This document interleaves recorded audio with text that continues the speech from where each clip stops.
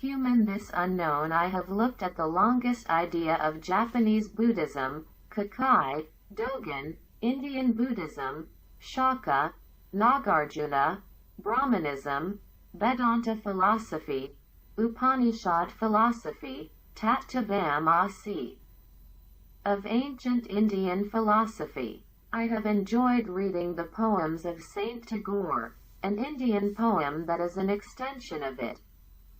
The poem, Golden Bengal, adopted in the Bangladeshi national anthem as a poem that Tagore sings about his feelings for his hometown Bengal, and as a poem that conveys his passion.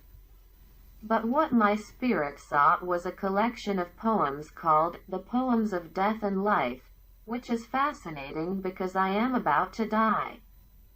For poetry that sings emotions. What I want is Tagore's book, Philosophy, Thought Theory and its extension. Mahatma Gandhi's People and Thoughts. Mahatma means great and is the honorific title given by Tagore to Gandhi, who works on the Indian independence movement. Guided by Tagore, I became motivated to read Gandhi's People and Thoughts.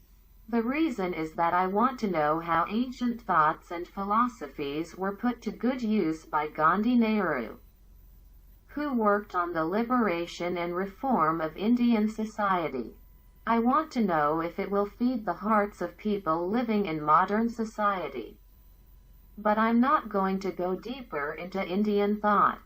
I should stay in the position of a natural scientist.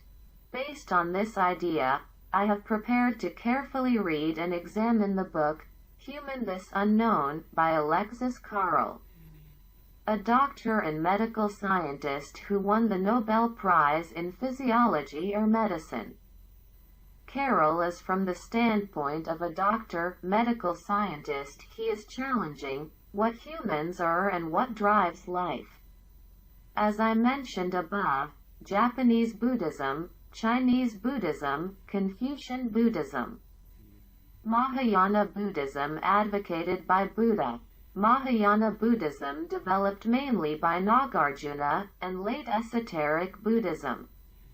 From the Brahmanism, the Veda scripture, and the Upanishad philosophy behind the Buddha's thought, I have been thinking about Tagore's philosophy, thought, and Gandhi's thought.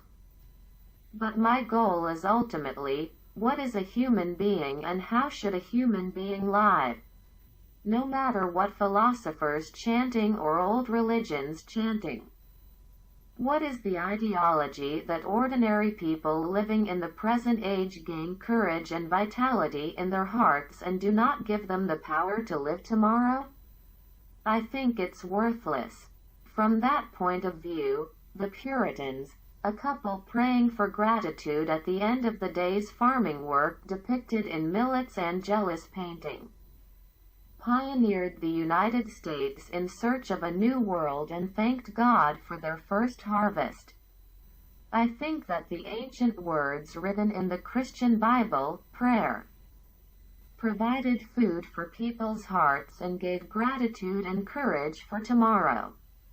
The same thing was scattered all over the world, and the despised Jewish people gathered together to establish Israel in the land of Palestine. Is the teaching given by God called the law alive in the Jewish people living in modern times? Probably the proof that it was done. The same is true for Muslims who live according to Islamic teachings and disciplines. In Buddhism, Tibetan Buddhists protect the canon bodhisattva belief, and the reason why asylum seekers live in asylum destinations around the world with their ethnic identities is probably because of their beliefs. The same is true of the Hindu teachings, precepts, and caste system at the center of Indian people and Indian society. Looking at each ethnic group in the world in this way, I am worried that the desire for the religion of the Japanese people is weak. I feel that the environment of peaceful life in the closed space of Japan, an island country, dilutes the desire for God and Buddha. I feel that going to shrines and temples is a seasonal annual event. After all these thoughts, the book I want to read is Carol's Human This Unknown, and the Tibetan Buddhist monk Yongey Mingyel Rinpoche's The Road to His Mildness, Meditation and Brain Living Here Now. To science the relationship. This field may have been of interest to the 14th Dalai Lama, but I would like to explore a different perspective and thought in the work of this young Tibetan monk. The 18th of January 2022 INU Research Organization. President, Professor Kubo.